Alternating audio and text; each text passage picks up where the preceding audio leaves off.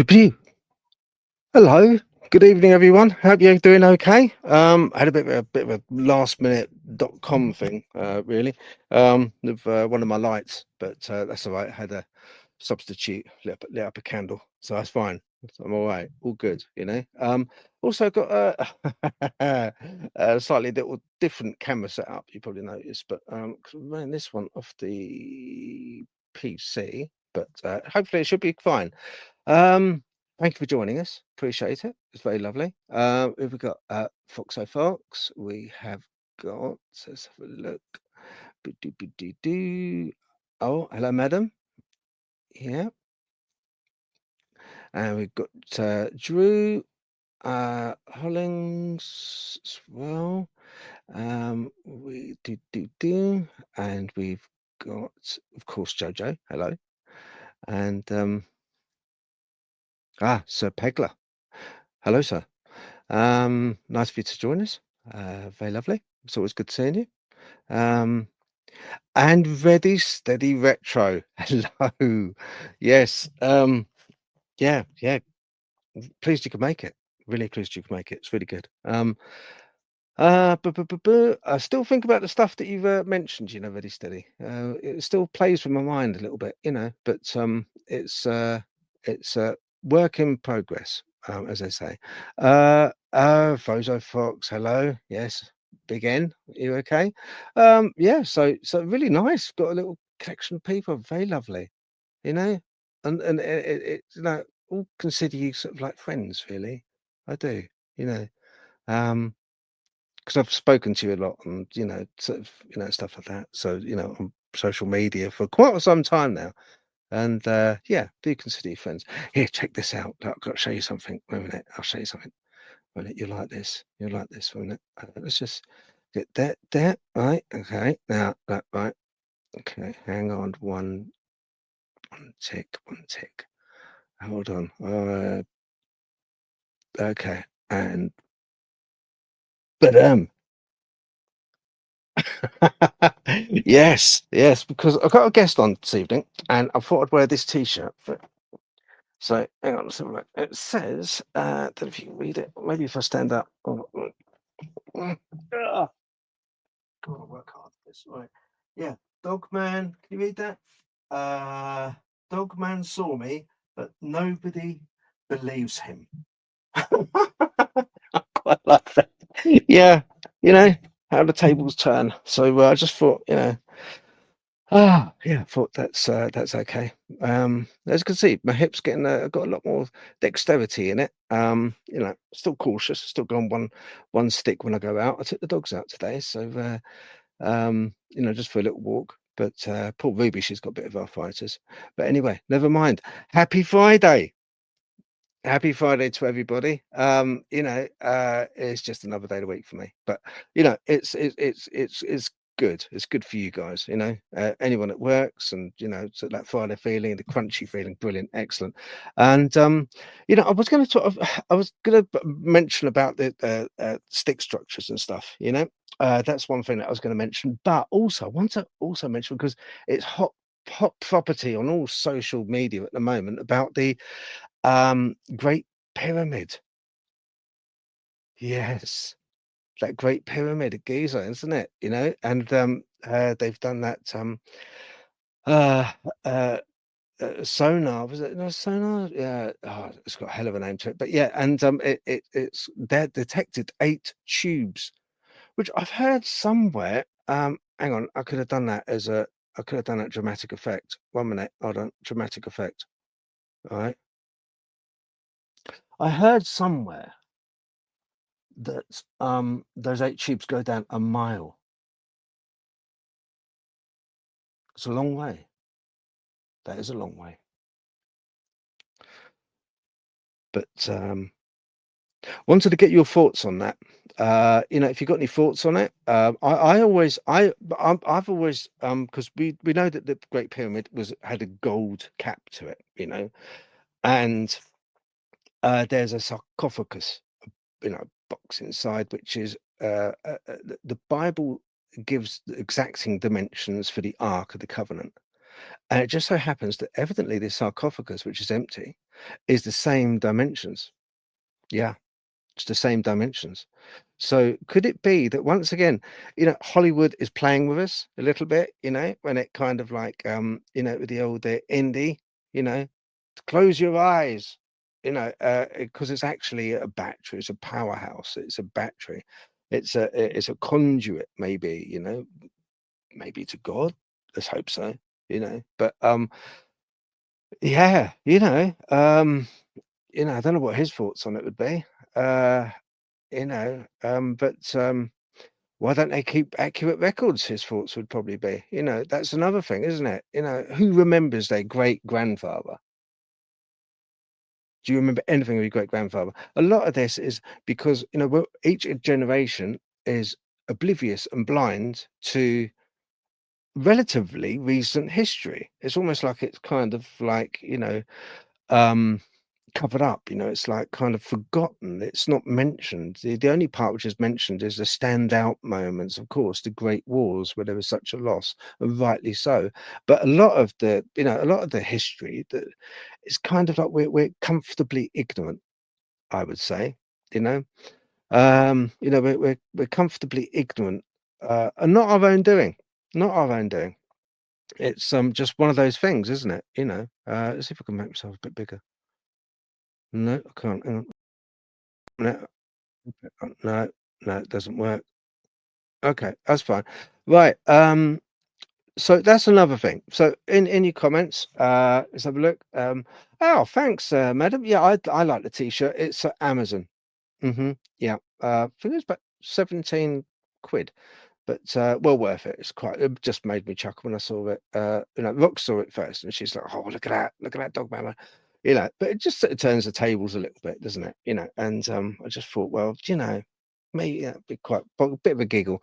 I like to change the t-shirts from week to week. Uh, and even I'm sort of like knocking on for 59 in December. But always remember, I only accept presents if they're wrapped.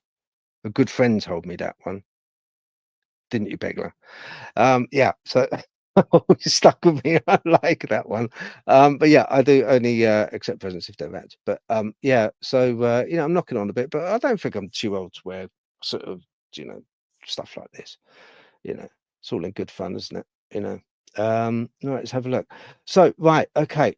I've been playing a little bit about with going to have a guest on at 7:30. Okay.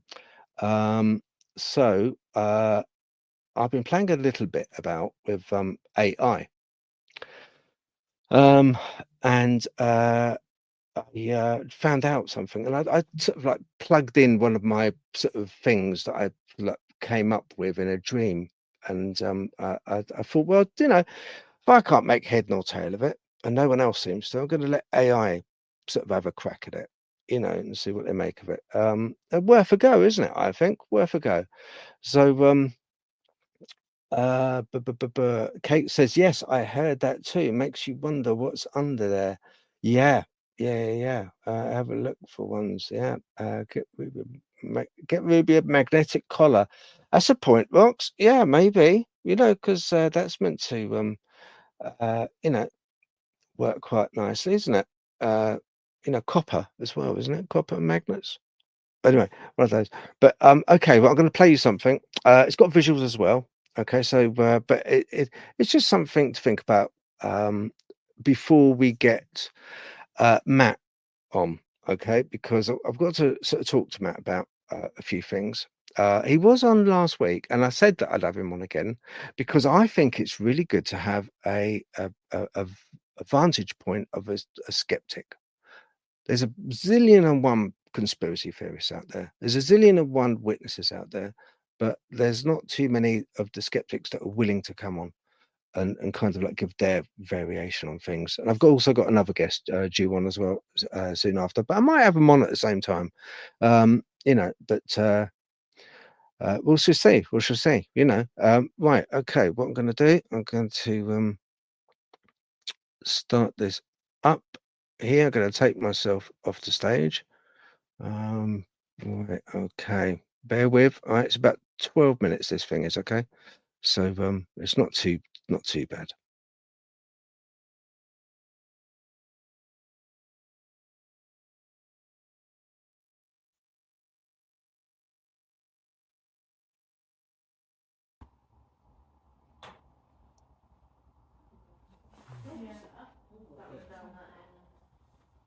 Oh, was that you?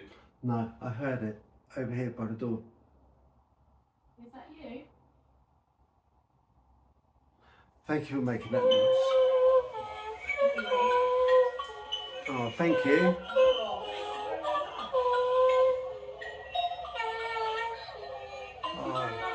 Oh, that's lovely. Thank you.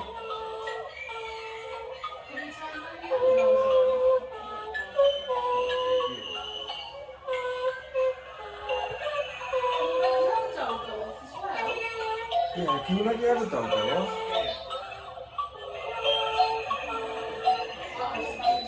Okay, so get ready for this one because we're diving into some pretty wild stuff today. We're talking time travel, black holes, and even, wait for it, Dogman sightings. Yep, you heard that right, Dogman.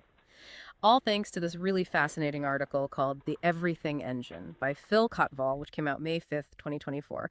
It basically lays out this completely mind-bending theory about how time actually works. And honestly, it might just explain some of the things in the world that just leave us scratching our heads, like things we just can't explain.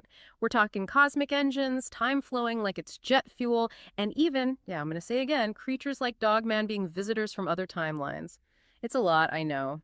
So to help us unpack all of this, we've got our expert here. It's definitely a fascinating read, that's for sure. I mean, Codwell uses this really interesting metaphor to explain it all. Yeah. A cosmic engine. Yeah. He's basically saying that time isn't linear, like a straight line, but it's more like a substance that gets sucked into this engine, ignited, and then it shoots out the other side, creating this continuous loop. A loop, so not a beginning or an end, but like a cycle. Exactly. And get this.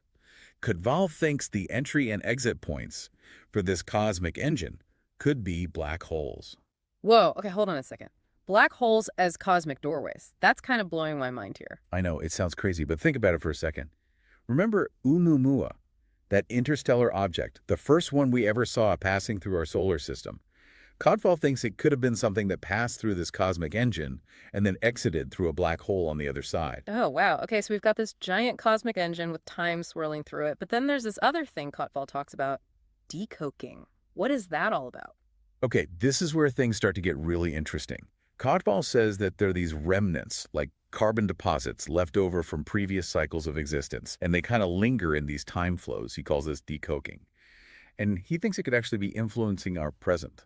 Hold on, you mean like our feelings, our perceptions, maybe even the choices we make could be influenced by leftovers from past events, or even beings. That's like, what, a cosmic echo chamber or something? Yeah, that's one way to put it. Codwell even links this decoking thing to Edward B. Titchener's work on consciousness. You know, the sensations, images, feelings, the basic building blocks of how we experience things. He's saying these could be influenced by decoking from past events, or even, get this, beings. Wait, are we talking about ghosts here? Because I don't know if I signed up for a ghost hunting podcast. Not ghosts in the traditional sense, no. But Codwell does suggest that these carbon deposits could actually manifest in ways that we might perceive as, I don't know, paranormal or supernatural. You know, like things that we just can't explain. Okay, yeah, see, now this is where it starts to get a little creepy for me. And this is where Dogman comes in, right? Like Bigfoot's creepy cousin everyone keeps seeing in the woods. Exactly. Codwell actually uses Dogman sightings as a perfect example of how different timelines within this cosmic engine might be intersecting. I've definitely heard all the stories and seen the blurry pictures online, but I've always been a little skeptical, you know? So could this decoking thing explain why people see Dogman? Like, is it some kind of carbon deposit from another time? That's one of Codwell's ideas, yeah. He suggests that creatures like Dogman might actually exist on a slightly different time flow within this cosmic engine, which would mean they'd have a different, what he calls, velocity of inertia. Velocity of inertia. That sounds pretty intense. Can you maybe break that down a bit? Okay, sure. Think of it like this. Imagine you have two cars, and they're both traveling on the same highway, but at different speeds. They're both on the same road, but they're occupying different points in space at any given time, right? So Codwell's basically saying something similar could be happening, but with time. These creatures could be moving through time at a different speed than us, and that causes them to kind of appear and disappear from our reality. So, like, they're out of sync with our timeline, just slipping in and out. Exactly. And remember that Camberwell Dogman glitch video? The one where this figure looks just like Dogman suddenly vanishes and then reappears a second later. Oh, yeah. Yeah, that one was creepy, I'll admit. Even I thought that was pretty weird. Well, Codwell thinks that glitch in the video could be the creature momentarily slipping out of our specific timeline. Like its velocity of inertia shifted for a second. Okay, my brain needs a minute to catch up. We've got this cosmic engine, time swirling through it, Dogmen popping in and out from other timelines. So where does Einstein and his whole theory of relativity fit into all of this? Okay, so we're talking cosmic engines, Dogman just like popping in and out of reality. This is some seriously heavy stuff. But where does Einstein and his whole theory of relativity, you know, gravity warping time, fit into all of this? Oh, that's a really great question. And you're right, it really is a lot to take in. So Einstein's theory basically says that gravity affects time. The stronger the gravitational pull, the slower time flows. Kind of like, imagine you're hanging out near a black hole.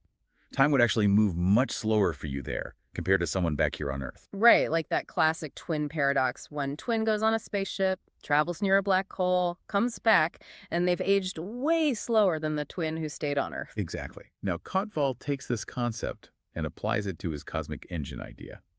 He's suggesting that within this engine, what we perceive as reality, what we're experiencing right now, is actually just a single frame in a rapidly moving sequence of time filaments. Whoa, hold on, hold on. So if our reality is just a single frame, does that mean there are countless other frames out there with like different versions of ourselves? Well, it is a pretty mind-blowing concept, isn't it? And those glitches that we sometimes experience, like seeing something out of the corner of your eye or hearing a sound that nobody else did. Cottrell thinks those could actually be moments where these different time filaments misalign, and for a split second, we get a glimpse of another reality.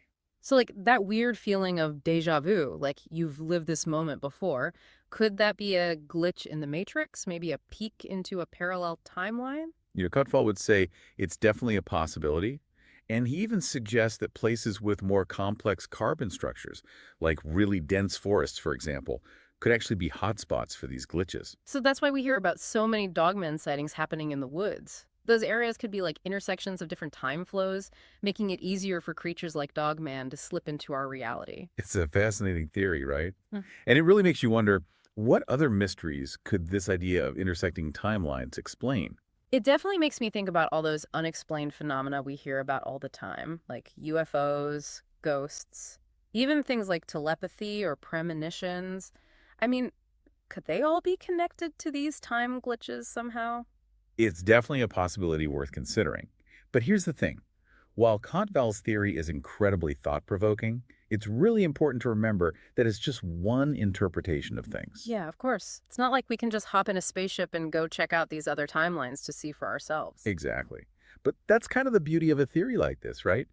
It encourages us to think outside the box, to question what we think we know about time and reality. It definitely makes you realize just how much we still don't understand about the universe, but honestly, that's what makes it so exciting to explore. Absolutely. And even if Cottrell's theory turns out to be, not quite right, the journey of exploring these ideas can lead to new discoveries and a deeper understanding of ourselves and the cosmos. I've got to say, this whole conversation has really shifted my perspective. That's the power of these big mind-bending ideas. They challenge us to see the world in new ways.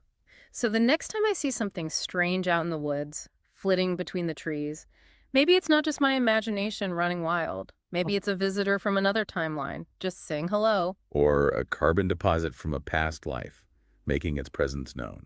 Okay, you're having a little too much fun with this. But in all seriousness, this idea that we might be carrying around these echoes of past events, even past lives within us, that's a pretty profound thought. It really is, isn't it? Yeah. It makes you wonder, how much of who we are is shaped by those echoes of the past? That's a big question, and probably one that we can't fully answer, but it's definitely something to ponder. Exactly. And sometimes the most valuable questions are the ones that don't have easy answers. Well, this has been an incredible deep dive so far, but I think my brain needs a little break. All these cosmic engines and time-bending concepts, it's a lot. How about we shift gears a bit and explore something a little closer to home? Yeah, I'm game if you are. What did you have in mind? Okay, I think I finally caught my breath after that wild ride through Cutval's Everything engine. It's really a lot to wrap your head around. It is. It really is. It's one of those ideas that makes you look at the world and your place in it in a whole new way. For sure. It makes you realize how much we still don't know and how much is still out there to be discovered. Exactly. And that's what makes science and exploration so exciting, right? There's always a new horizon to reach for, a new mystery to unravel. Totally agree. But before we get completely lost in the vastness of the cosmos, maybe we can bring it back down to Earth for a minute. We've talked a lot about the theoretical implications of Cottrell's theory, but what about the practical side? Like, what does it all mean for us, for how we actually live our lives? That's a really great question. I think one of the most important takeaways from Cottrell's work is this idea that our actions, the choices we make, might have a much bigger ripple effect than we ever imagined. Because those echoes from our actions, they could potentially travel through time and influence other timelines, other realities. Yeah, exactly. It's like the butterfly effect, Yeah. but on a cosmic scale. Every single decision we make, every action we take, could be sending these ripples through this huge interconnected network of time flows. Wow. So in a way, we're not just living for ourselves, but also for all these other versions of ourselves across all these different timelines. It's a pretty profound thought, isn't it? Yeah. It makes you realize that the choices we make carry a lot of weight, a lot of responsibility, not just to ourselves, but to the whole fabric of existence. It's almost like we're all writing this giant cosmic story together, each of us contributing our own unique chapter. I love that analogy. It really captures that interconnectedness we've been talking about. Okay, so with all of this in mind, what does it mean for our listeners? What's the takeaway message here? I think it comes down to this. Be mindful, be conscious of your choices, and be deliberate. Because even the smallest actions can have huge consequences, not just in this reality, but potentially in countless others. That's a really powerful message. I think that's something we can all benefit from thinking about. I agree. And I think it's also a call to be open to the mystery, to the unknown, because honestly, we still understand so little about the universe, about time, and even about consciousness itself. Yeah, it's a good reminder to stay curious, to keep exploring, and to never stop asking questions. Exactly. Because that's what makes life and this vast, mysterious universe so fascinating. Well said. I think that's a perfect note to end on. A huge thanks to our expert for guiding us through this deep dive into Phil Cotval's Everything Engine. It's been quite a journey, and I'm sure we'll all be thinking about these ideas for a long time. It was my pleasure. It's always fun to explore these big questions and share that journey with curious. Okay. Right, they butchered my name, but yeah, yeah, they butchered my name, but do you know what I found interesting about it? I found with AI, it's very good at structuring what you give it. But I had a friend of mine say, "Oh, you're writing a book, Phil. Are you using AI to write it?" Well, no, you can't because if you use any AI to actually generate the idea of the book, the structure of the book itself, and it kind of goes to town and plays with that idea itself, it all gets unraveled. It's a bit like the riddle. I do riddles every now and then, don't I? And I stick them onto Facebook. And the last one I did, I think it was last week's one, a guy called Chris Matchin, who's part of the CE5 group, bang, he got it straight away. And that was because it was an AI generated riddle. So all you have to do is reverse it, stick it into AI, and ask what is the meaning of the riddle, and it'll come up with it because it was AI that came up with it in the first place. Do riddle. So you can't use AI in such a manner. So when people say, "Oh, AI, it's really dangerous, going to take over everything," no, I don't think it will because it still needs feeding. It's very good at structuring, but it still needs feeding. What you uh, your original idea, you know.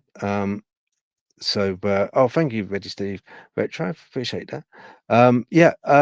So with AI, I don't think it's quite so much of a threat, and I think I don't think we have to worry for a great deal of time, even with like the quantum computers, like the D-Wave 2s and all the rest of those. I think at the moment they until they can um, write their own script, if you like, their own program. And I doubt very much they'd be able to do that because they would be forever writing it because there's an infinite amount of variables to consider, and they will consider every variable. So in a way, they're kind of like they're going to uh, deconstruct, not construct, in a way. But they still need that original spark idea to work on because that they haven't got because they haven't got this. They haven't got that to give them the spark of the idea. So one, you can't write a book on AI using AI. So and secondly, AI and yeah, that I like the comment, the cheesy voices. Yeah, I know. It's kind of and they pronounce my name Cotval in every way, which way but loose, except the right way. Doesn't matter though. I've been called everything, as you can imagine at school in the 70s. But yeah, so now I just wanted to sort of play that because it was kind of like interesting how AI structured the story together, you know, and it was cleverly done. I thought it was quite a clever thing to do. Um, So yeah, Great Pyramid. If you want my opinion, I think it is with the long tubes going down, and they seem to sort of be spiraled on the outside. Um, with a gold top originally, it had a gold dome. Yeah, I would say, oh, because originally the Nile was a lot closer. It ran very close, and if there was a underground stream, or it was directed underground under the pyramid and run past those 8 posts, then I think in all actuality, it could have been a form of energy battery of sorts. Um, and I think with Tesla's tower that he had, I think it was along the same lines, drawing energy out of the air. So it wasn't creating energy to try to fire off from the pyramid. It was actually sucking in energy into the pyramid. That's what I believe. But anyway, who's to know? We don't know. It's early days yet, but wonderful find, really wonderful find, and yeah, just goes to show that little snippets by accident because of technology come up, don't they? Incredible. Okay. We have our guest on, Matt. Julie's bang on time. I'm going to bring him up. Okay. Let's have a look. See if this might do. Hello, Matt. Hiya. Hiya. How you doing? You all Yeah, I'm not too bad. right? Good. Settling in more to your house. Yes. Good. I see the boxes have all gone now. Yeah. We had a discussion, didn't we, on messaging, because and it's great because you're a scientist and you're skeptical, rightly so, but also you're open to the fact of experiences, and you yourself would like to have an experience. I understand. Yeah. Right. Okay. Have you thought you're looking for a group where you live at the moment? Whereabouts is it you live? Sheffield. Sheffield. Okay. So anyone that's listening, if they know of a group anywhere around about in Sheffield that Matt can join, is it primarily for cryptid? Yeah. Okay. All right Yeah. then. A lot of times also, looking for cryptids is a bit like going to the dentist. Seriously, for me, it is. Initially, and I say that from the point of view of it's something that you don't really want to do, okay? Because it's kind of like scary. Because a lot of times, the best way to see them is when it's starting to get dark, and you've got to go to a place where you don't particularly want to go, and no one else can take your place. No one else can take your place. You've got to go. You've got to experience it. It's the same with any kind of paranormality. And I think sometimes, like with myself, a lot of groups out there that I've been kind of like I've been with, looking for ghosts or this or that, whatever. I tend to drift off on my own, Matt, and I'm just passing something by a shot across your bows. Have you thought about going out and maybe in your local wood, just having a little look around and see? Well, where I am, it's right on the edge of Sheffield, and there's the Riven Valley, which I quite often go for a walk along. Now, what I'm assuming is that for these cryptids, you're going to need either a large expanse of woods or just some really open countryside where you don't expect many humans. So that's what I think would be the best place. But then again, what I've been reading is Cannock Chase is a good place to go to go and view. So I'd quite like to go up there and have a walkabout. So that'd be interesting.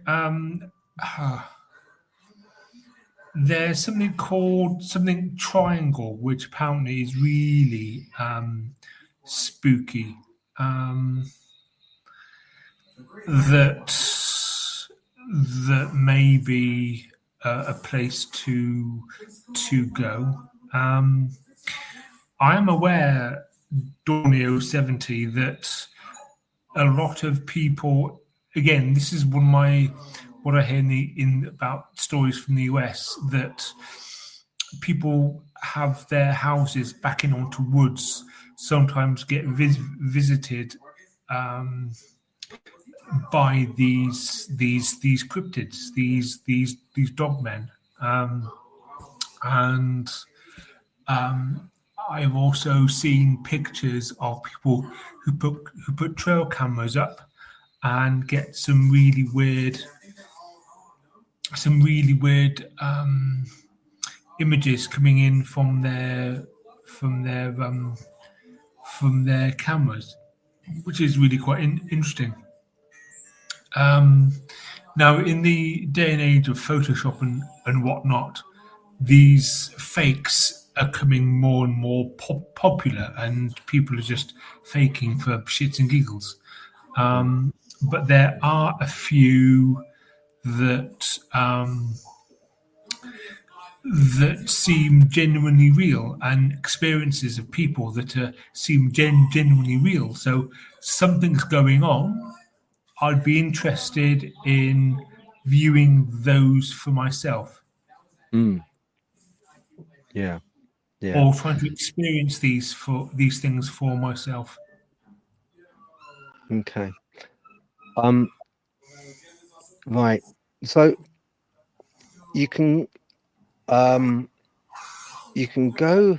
I often find that with experiences, after speaking to people and my own experiences, and this is one of the biggest conundrums from a scientific point of view. Very hard to prove because they will not perform under scrutiny of a group of people. They will not. They can't be orchestrated to appear. So a lot of times, whether it be ghosts, whether it be dogmen, whether it be Bigfoot, a lot of times when you see witness testimony and hear witness testimony, they will first of all say they had a feeling. That's one of the first things. Then they'll say that everything went quiet. So they were stepping into a bubble, Matt, almost like a bubble of silence where everything went quiet and that they had an uneasy feeling. And this is in the woods. And now this is not per se sort of like 10, 15 people all trailing, following each other with cameras and video equipment and sound equipment. This is like maybe one or two people, and they get a feeling first of all. And then if they get a sighting, it will be on the peripheral of their vision. If they get a camera, a shot from a camera, it will be that archetypal blurred, slightly blurred, out of focus shot. And I think I do believe that because a lot of the footage that I've taken, it's I'll be the first one to say, it's not a definitive shot of a dogman. It is open to debate. It's like a lot of things. It can be,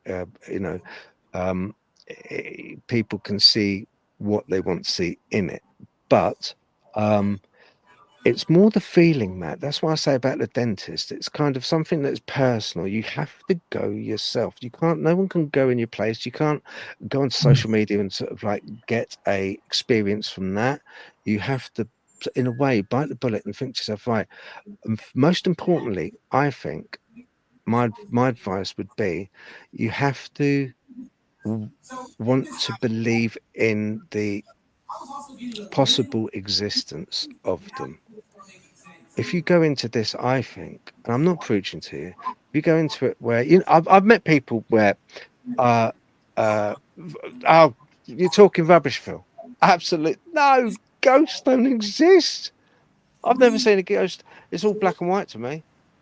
No. If it's not, if a creaking door, what? No, it's just the wind. It's just the wind. They will have an excuse for everything. But those people will go through life and they will not have a experience at all, because the experience won't manifest itself to them. It needs almost like it's a two-way street. It needs something from you, and that something from you it needs is a willingness to observe. Do you see what I'm saying? It needs to be observed, but to be observed, it needs to show itself to somebody that is willing to see it. Going back to your earlier comment that when you see these dogmen, they're sometimes on the peripheral of your vision, and you see it and then they disappear. So one thing you can do with that is you can go to where they were looking at you and looking at the ground to see their footprints. Now, if you think that these things are perhaps the size of a cow, perhaps half the weight of a cow, then their footprints would be there to see. So that's something that you could take down objectively, and you can measure their width, their size, how deep the imprint was, and all this sort of thing. These things are objective. There's always that, which I'm thinking that's what you can do to gain some, what I would physically call legitimate physical evidence of these things. I mean, you see these odd things across the from time to time on these cryptid forums or YouTube or whatever, of these upright walking bipedal creatures, which you think, well, what's going on there? So that there's those, I think, are very intriguing, because if they are real and they're not human, you've got to demonstrate that they're not human to begin with. Then you've got some real potential to get some really interesting data, and we're talking data which you can get numbers from that. You can estimate their mass, their height, their stride length, just from a couple of simple measurements from plaster casts and stuff like that. So there's always, if you see something, then they're going to have some sort of, leave some sort of mark. And that's something that you can always see. So I'm talking purely about cryptids here. And no, I, that's for one, Mm.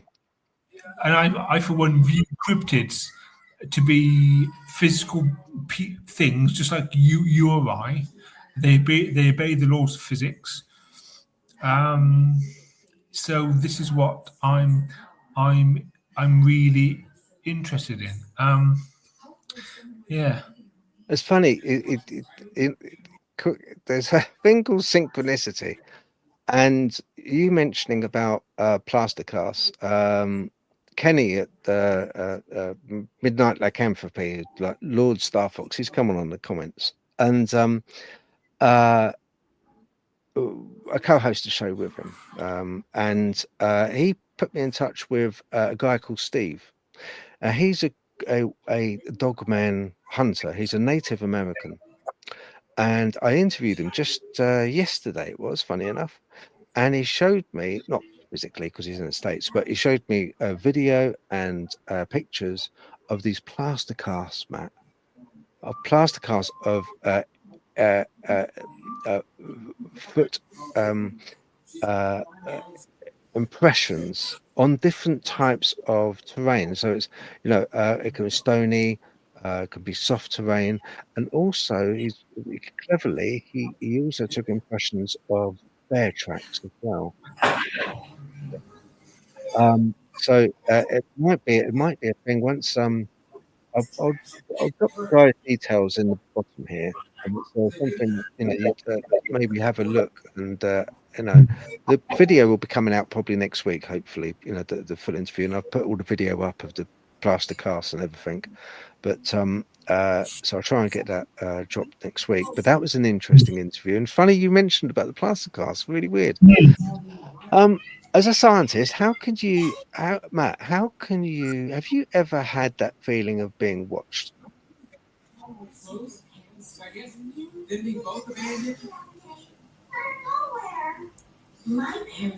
No, I haven't.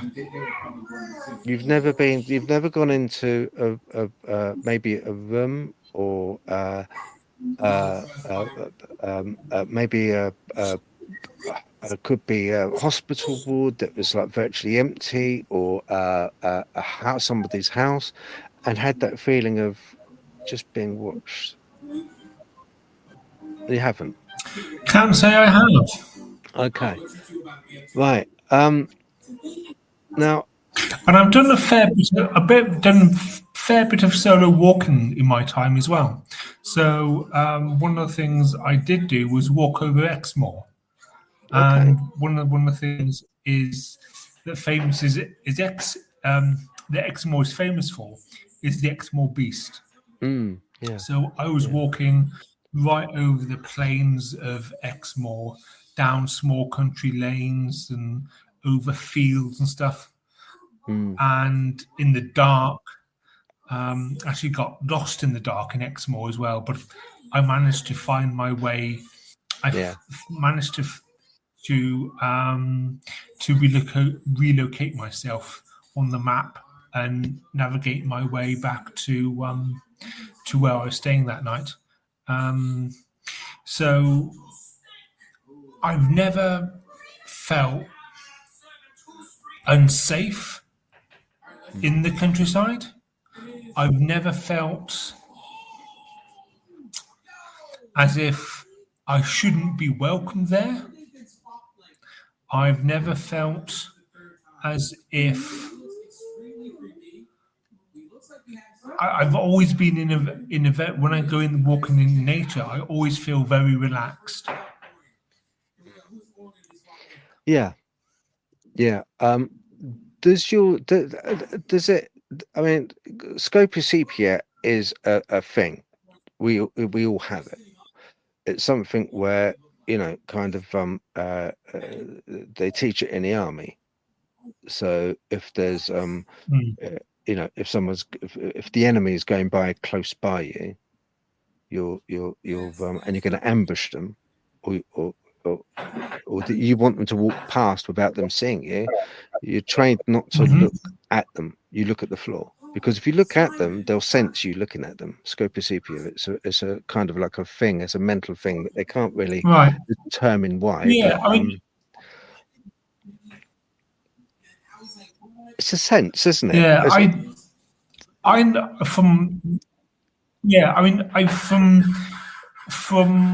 used to read a lot of books about the army and stuff like that growing up, and I have read that before, and I think it's a throwback from our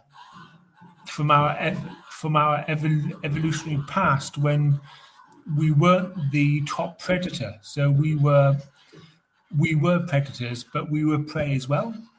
And as a result, we have that inbuilt instinct of someone's watching us. I don't feel safe. Let's get out of here. So We it could be a do. throwback of that, and it probably is. Yeah, so it's I think something that I don't consider to be supernatural or anything. It's just perhaps something that we still have from our evolutionary past. okay. If I was to meet up with you and we decided, I said, right, I'll tell you what, Matt, okay, let's go and explore this empty, dark, abandoned house. And we walked into a completely, virtually dark room. Now, I would have an inbuilt fear, and it would be it wouldn't be justified because I know there is nothing in there practically as a predator to get me. Okay, we spoke about that earlier. We don't have any natural predators, except for the disease, viruses, and stuff. That's about it. But Yeah, I would be mindful of the fact that it was dark, and maybe going back to our caveman days of what predator is in that dark cave, what was going to come out of that dark cave. But looking at it from a logical point of view, I know there's no bear in that room. I just know that it's yeah, dark. yeah. And I mean, do you have that fear? Do you have that fear? I mean, honestly, be honest. I grew up on a farm in the country where there was absolutely no artificial light around. So it's a question of I've had to learn the dark is not your enemy, and I walked up lanes to my house in pitch black. So you hold your hand right in front of your face, but you still can't see it. So we're talking about dark, no natural light at Yeah, all, no artificial light, nothing. And you've just got to overcome that fear. Yes, when I was young, I was quite fearful of the dark, but due to my exposure to it, if you like, having to walk through it at night, I at that time I'd still. I mean, my sisters used to tell me stories about vampires and werewolves, which used to scare the living shit out of me. But I've had to I've overcome that. Now, when I walk into a dark place, my natural instinct says, "Am I going to bump into something sharp? Am I going to trip on something?" So I am careful. I am mindful, but the fear has mostly gone. okay. Yeah, so yeah, so when you were younger, like most kids, you did have a fear of the unknown, of not knowing what Yeah, was in the dark. Do you think that's yeah. because you've not just experienced, it's because you've become more with education, because you're very well educated? Do you think because of that education, it's kind of knocked in a way, and don't take this the wrong way, it's knocked some of the imagination out of you? To some extent, yes, I agree with what you said. For example, I don't think there are people who turn into wolves on the full moon. I don't think there are vampires that turn into bats, that sort of thing. I think that the laws of physics demonstrate that these can't happen. What is moonlight apart from reflected sunlight? So, and full moon is just where you're not being obscured by whatever planets or anything like that. So, from a scientific point of view, I don't fear these because science tells me that this is just natural, and whatever. I mean, take the werewolf turning from man into wolf. Um, what is it about moonlight that makes the change? And when we're talking about the change, we've got to talk about the energy requirements to make that change, and the speed and stuff like that. So Yeah. when you think about it from an energetic point of view and a biological point of view, yeah, you sort of can't think It, it, of how these things mm, would happen. It's not realistic. So from that point of view, my imagination has been dulled somewhat. mm. You have to. I think also that with science, we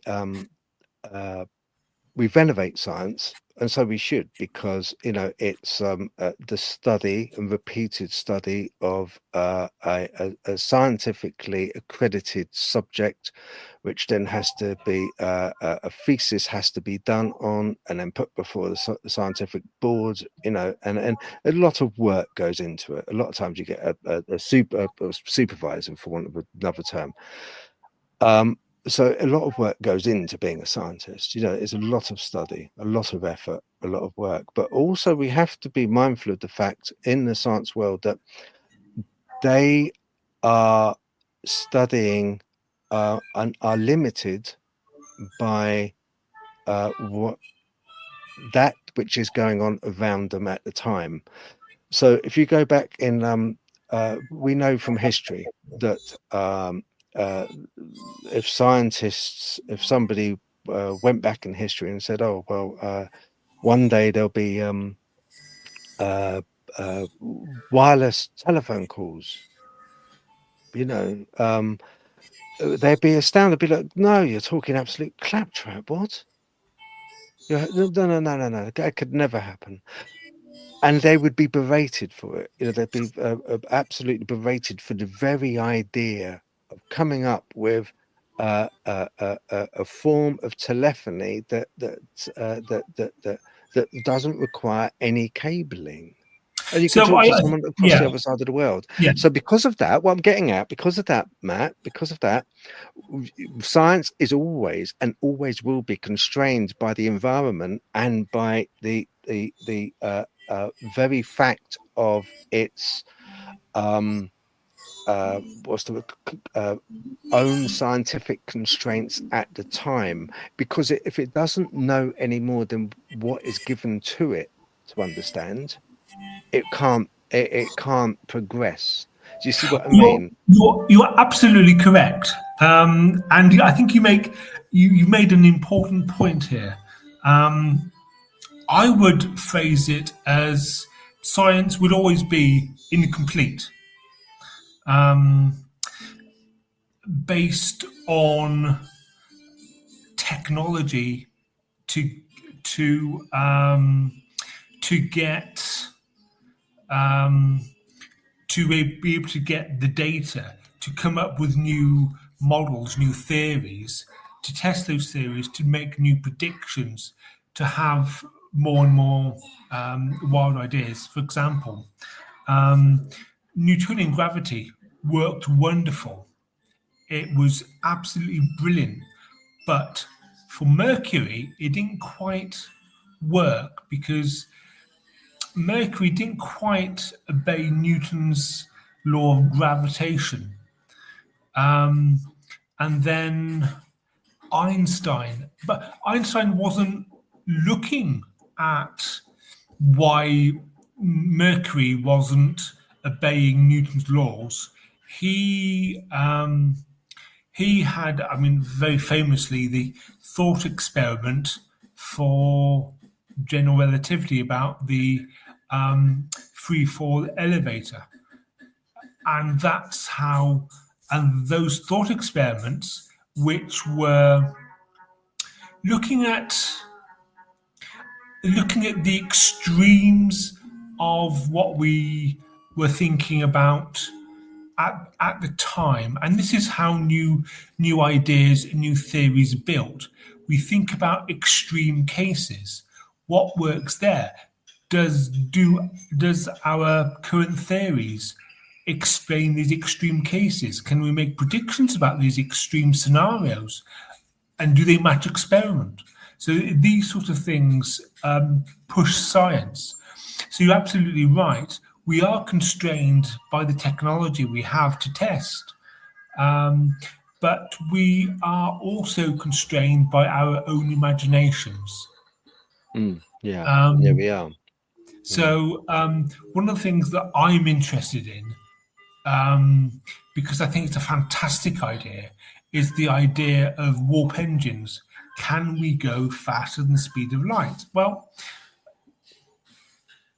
and people have started turning this into a scientific question, time travel and all this sort of stuff. So there's been some work done on what's needed to go very, very fast. For example, 3/4 the speed of light. And people have done serious scientific research on this. So you're right, we are constrained with what we have around here, but we're also constrained by our imaginations, what type of questions we can ask. Yes, exactly. That's what I was. Yes, that's exactly. You knocked the nail on the head. It's not so much the answers that are important; they're not important. What is important is asking the right questions. That's Yes. what's important. And a lot of times, if we don't ask the right questions, we're not going to get a result. We're getting to the end. We're getting to the end of this chat. What I would say is, what I'd like to ask you about. You heard about the pyramid in Giza, and they've done this scan, and they found these tubes going into the ground, and it goes in for like half a mile or a mile. It's incredible. What do you make of that? What do you make? I've never heard of it. So what? I've at the moment I've got a daughter who you can probably hear in the background, and I've been working on my own research at the moment. I've put a paper in for review, working on another paper, still thinking about some stuff. So yeah, so I've been pretty busy. I haven't heard of these massive tunnels going down a mile or so from the pyramids. It could be, if I can offer perhaps a mundane explanation, it could be that they built the pyramids over such natural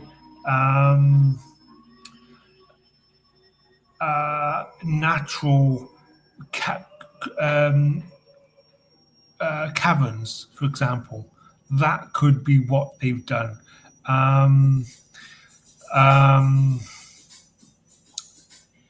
But I don't know. I will have to go and do some research on this to find out. I've got a couple of questions, Matt. Just quickly for wrap. Sue's saying, how can science explain the biblical happenings? ? If one believes in them. Sorry, but too much evidence has shown otherwise. If it's the flood and such things like that, then the flood didn't happen. There's evidence that it didn't happen. There are civilizations which were thriving around the time of the flood. So I don't think the flood happened. And as far as I'm concerned, because I'm also an atheist, the only thing about Jesus' resurrection was a story in the Bible. You cannot prove either way that such things happened. During that time, there are a lot of fantastic claims going around by other religions. So, and yeah, all I view is just a fantastic claim by religion. Going to Ready Steady Retro's question. Does Matt feel any respect or fear for any of the ancient or natural spirits? For example, Well, I don't Sasquatch, think. skinwalkers. Yeah, so I don't think Oh, relevant term. It's more belief. see, that's the wrath of God that has done that to you. Do I believe in Sasquatch? Well, a lot of other very famous and respected biologists and what are they called? No, Matt, that's the question. No. The question was, does Matt feel any respect or fear for Well, any of the ancient or as natural spirits? as I was saying, I don't. I have neither respect nor fear, but do I believe they exist? Well, Sasquatch, yes. I believe that people have had lots of sightings. There are a lot of prominent biologists and wildlife experts that think that they exist. So I'm going for that. Yeah, I think they might exist, but as I said last time, you've got to these things are huge, so they're going to be living in tribes, and there's got to be some evidence for those tribes. And I haven't seen definitive proof of this. So yeah, I want Sasquatches to exist, but I sort of need some more evidence of just the odd footprint here and there, and the odd blurry photo. As for skinwalkers, I'm more cynical about those. Yeah. How do you feel about UFOs, Matt, and aliens?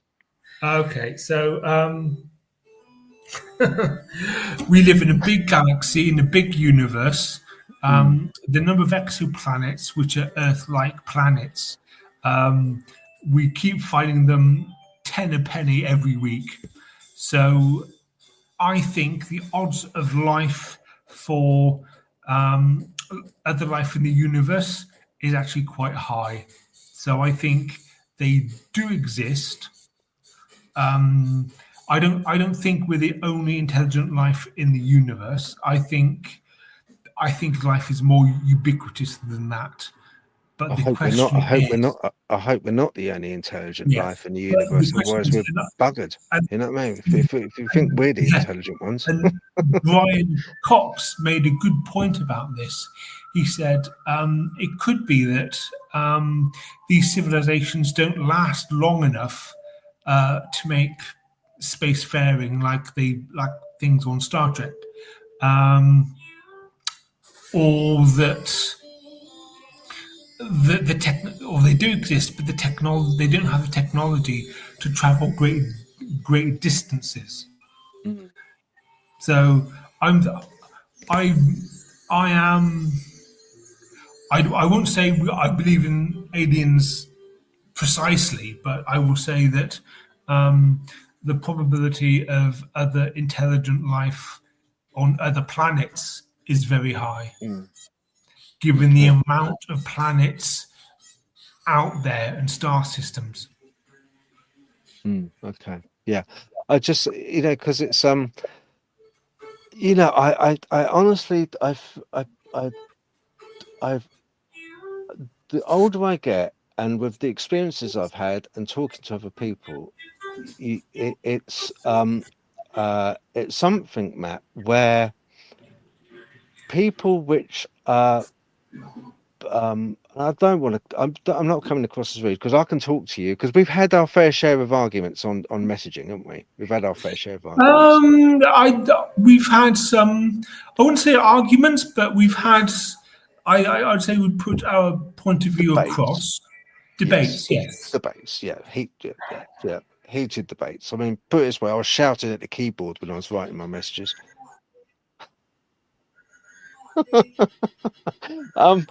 But what I'm saying is, I think fundamentally for both UFOs, there's something with it where honestly you have to be the person witnessing has to be open to the fact of the entity he is witnessing is there. If you're not going to witness it. And I don't know, it's a fickle thing, and it sounds ridiculous. And I know it sounds from a scientific point of view ridiculous. I try and critique myself about this subject a lot. And I still have experiences and I still believe in my experiences. I think that's the difference. I don't write them off. Now, I still believe that I heard growling.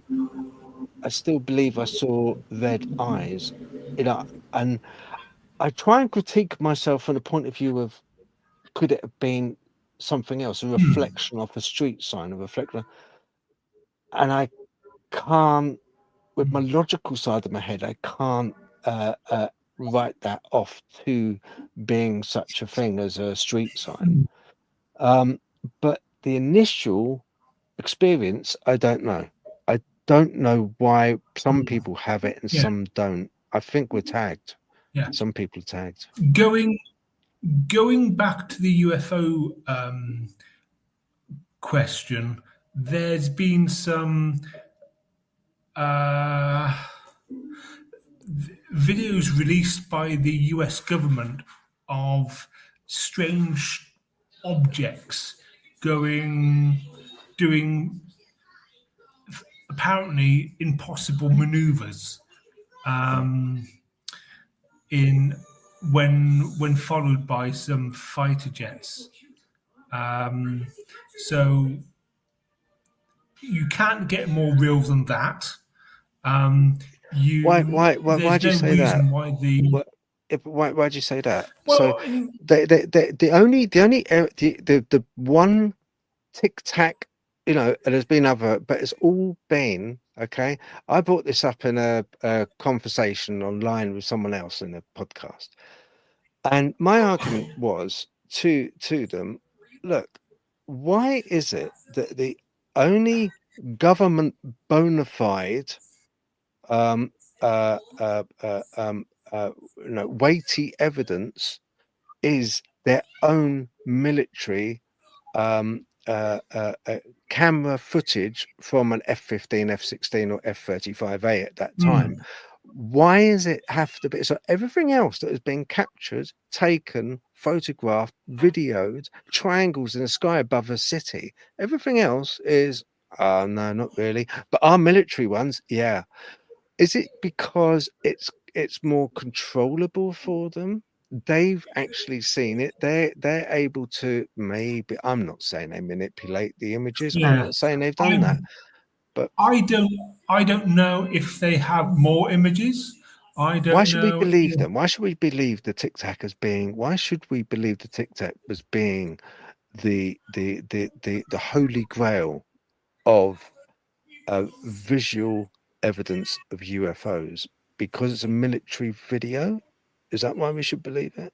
Well, I mean, we should be skeptical of all these things, but if you ask the question, I mean, I may be going into conspiracy theory here, but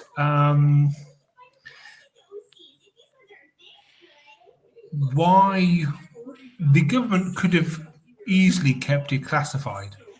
And I used to work for AWE, which is the nuclear weapons establishment. And it's easy to keep things classified. You just put it away in a cupboard, lock the key, and forget about it. stamp secret on it, and just forget about it. It's very easy to do that.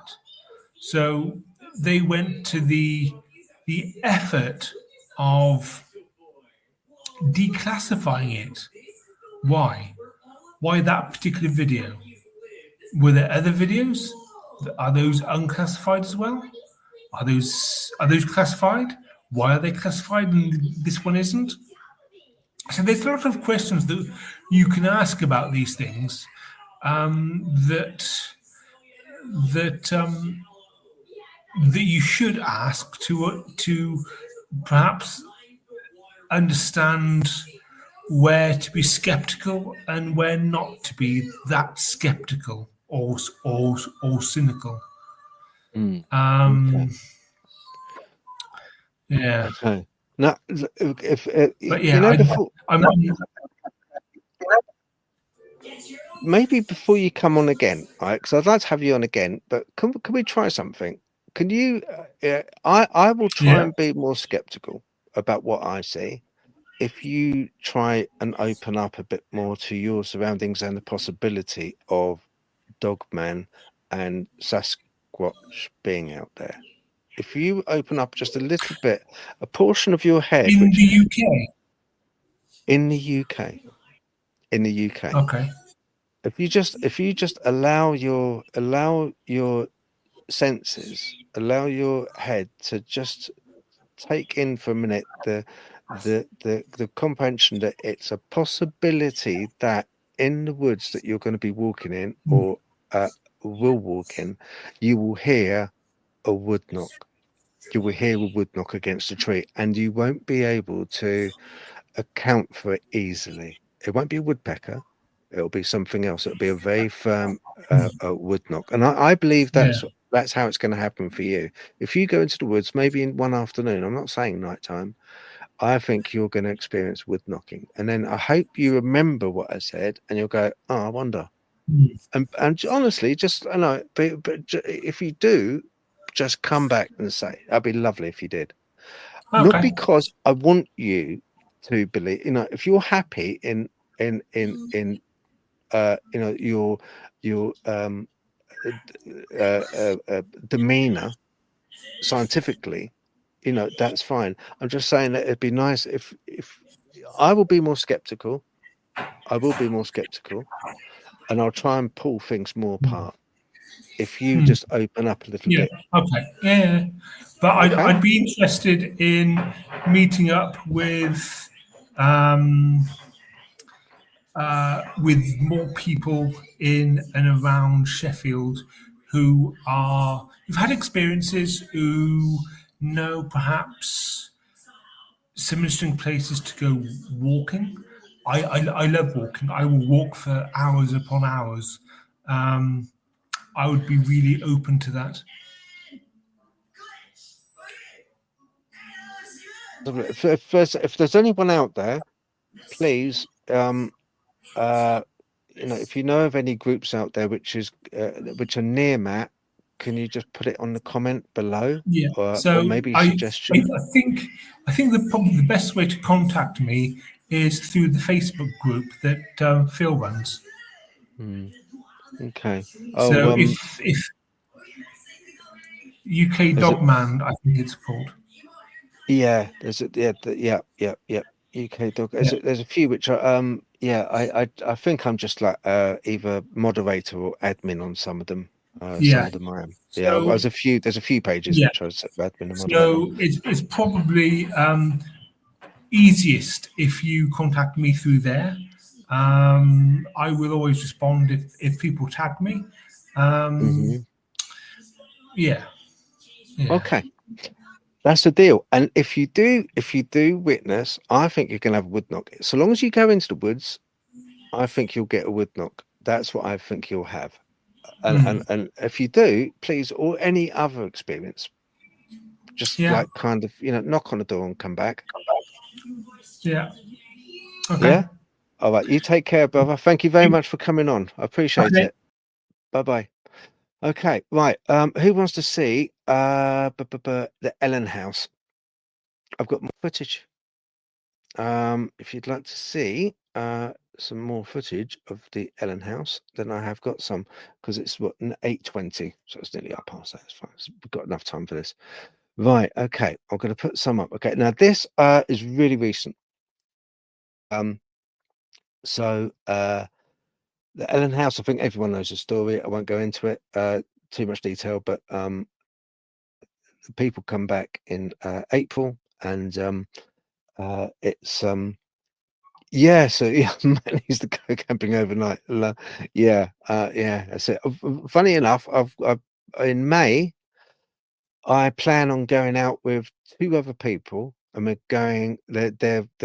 Um they're also cryptozoologists, and they're kind of like really in. You know, they're just boom. You know, they're die hard. They've got experience with Dogman and Sasquatch as well. So, but more Dogman. And yeah, we're going camping. We're going camping for a week in May in a very, very well-known forest. So I'll be you know, sort of doing some footage on that as well. So we're going to take. They've got loads of equipment. I've got loads of equipment. Plan on doing sort of like a documentary. That's what I plan on doing. Ready, steady, retro. Very humbled by Matt's openness. Great guest, Phil. Yes, I think he will experience if he went out alone. I'll give him a spot or three. Yeah, thank you very much for that. Yeah, if you could, that'd be great. But no, I think it's great to have Matt on. He's a really nice guy. He's quite a humble guy. Considering that he's so well educated. And but you can see he is open to the fact. He is open to the fact. He's it's kind of like I don't want to sound conceited, but he's almost there from the point of view of kind of, I think he will experience. I think he will experience, because he wants to see if there is, because he's heard of a lot of stories. He's part of these groups, and he's heard a lot of people's witness testimony and everything else. So, but really nice guy. I definitely, yeah, I'd have him back again, definitely. Right, okay, let me put on this footage. I'll put this first bit of footage on first of all. Okay. Right, no, wrong one. No. Okay, that's a Teepee footage. Okay, I've done a video. Let's have a look. Let's see if I can play it. Yeah, so that's because I was going to spend a little bit of time talking about teepees, because they are very strange. They are very odd. They're. I just wanted to get your opinion, because in the States they've got some massive ones, and they cause a problem because a lot of the wood, it's only a brief one, because of the wood is found and picked up. It's windfall, basically. It's widow makers which have fallen to the ground, and they scour the ground. Some person, I'm not saying everything, every structure is made by a cryptid. It's not. But there's a lot of groups like I was talking to a woman who runs the Army Cadet Force, ACF, in the UK, and I said to her, I said, "Oh, do you guys go out and make these TP structures and stuff?" And she said, "Yeah, we do. Yeah, sometimes. Not quite the way that they're made there, because we make them for cover. We put cover, but one thing you have to understand, Phil, in the ACF, we leave no trace. We teach the kids to leave no trace, so we take them apart again. So it's kind of like, a bit, that part of things is a bit odd. But how they have the patience to run around the forest picking up these branches to then make these teepee structures, I don't know. I still, and some of them are so well woven together and intricate, and yet there's no spud. It's a tool which is used to take off the sharp edges of a branch, and so it doesn't tear any tarp or smooths it out.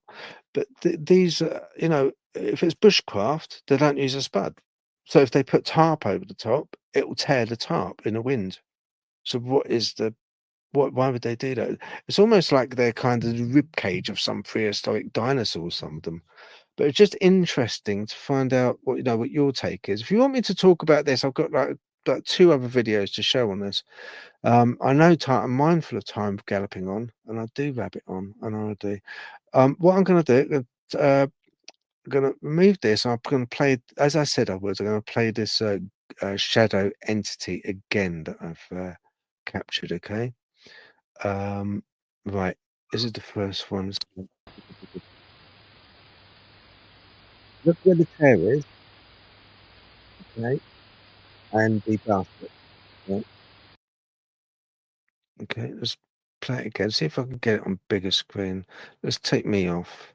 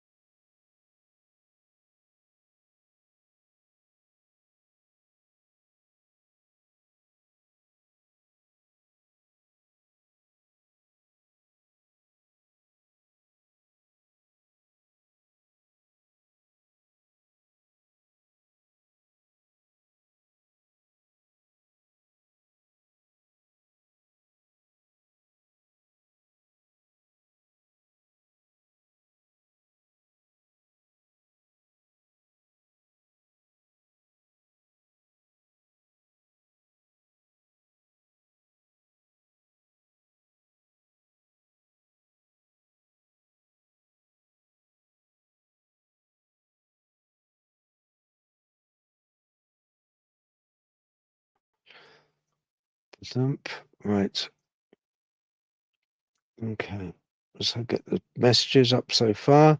Again, I think you only see them if they want you to. Yeah, I think Jojo, you're right.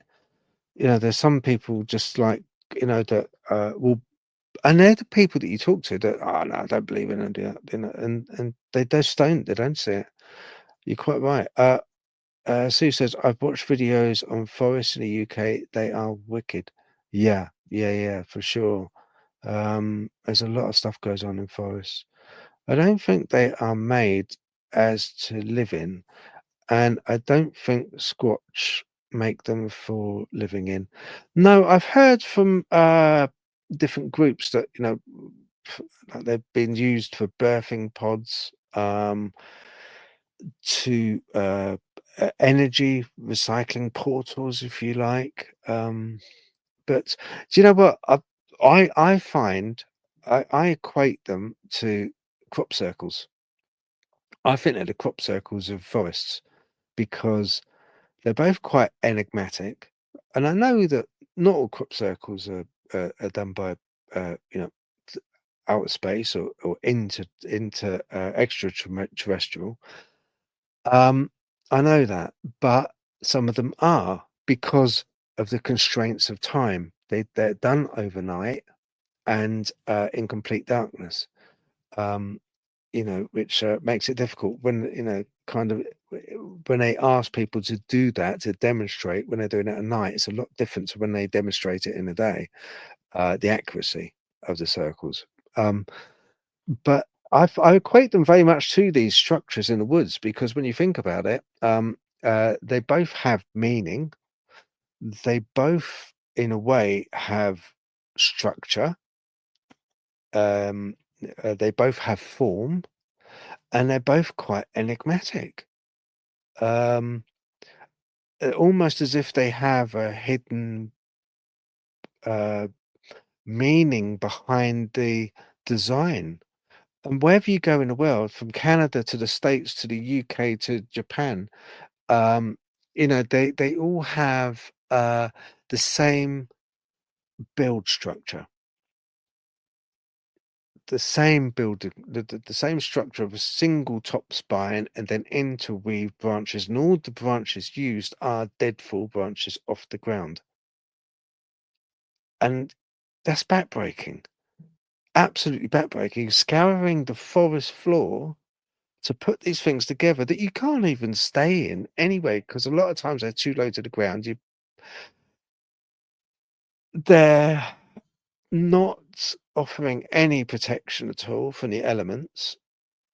So why break your back picking up all of these branches to make these things? So I do equate them a lot to, crop circles in a way. Right, but that's just me. The bushcraft guys and some of the old British Celtic religions supporters do go out making structures. Yeah, it's true. Leaving old glyphs and signage. I do believe some are genuine, but not many. Yeah, no. Yeah, that's right. I agree with you as well. Really steady retro. Some of them, yeah, they are made. But it's the ones which are an hour and a half into a forest and you come across, and it's of no help in a rainstorm or wind, and it's just odd. It's just an odd structure to find in an odd place. And you just think to yourself, why? Why would someone go? It's the trouble. Why would people go to the trouble? I don't know, but New Forest is also, yeah. Do you know what? I want to get down to the New Forest. There's a reason I want to get to the New Forest, though. I've spoken to a person that told me about that. I like that. I like that, Phil. I'm going with you on that. Yeah. Okay. Yeah. About the crop circle bit, I guess. Yeah. Thanks, Jojo. Okay. It's a thought. Once again, no one knows. It's just a thought, isn't it? It's Uh, Ready Steady Retro, never been Jojo, but heard it's magical. Yeah. I've seen some videos of it, and stories as well. I've had a guy tell me about some stories there, and it was like wicked. I was like, wow, okay. Right, okay. We have come to the end this week. I haven't managed to fit in. It's been great talking to Matt, but it's taken up the time I was gonna, but it's fine because I enjoyed it. It was good chatting to him and getting his perspective of things. And I hope you feel the same, So thank you very much for joining and partaking and commenting. And I do appreciate every single one of you, for doing it. You've absolutely, your loyalty is brilliant, and I do consider you all friends. And thank you very, very much. Until next week, I've got some videos to drop. Some interview videos. I will be going out soon. Boots on the ground. There's a wood I want to go to. There's got some like kind of signs up, posters up, missing dogs, and stories about that. So I want to go to that one this week. I'm hoping to. So I'll take my stick with me, and see how it goes. And if I get anything, of course, I'll post it on here as well. Okay, right. I'll let you get on with your Friday. Thank you very, very much indeed for coming on. I appreciate it. Okay, good night. See you soon. Bye bye.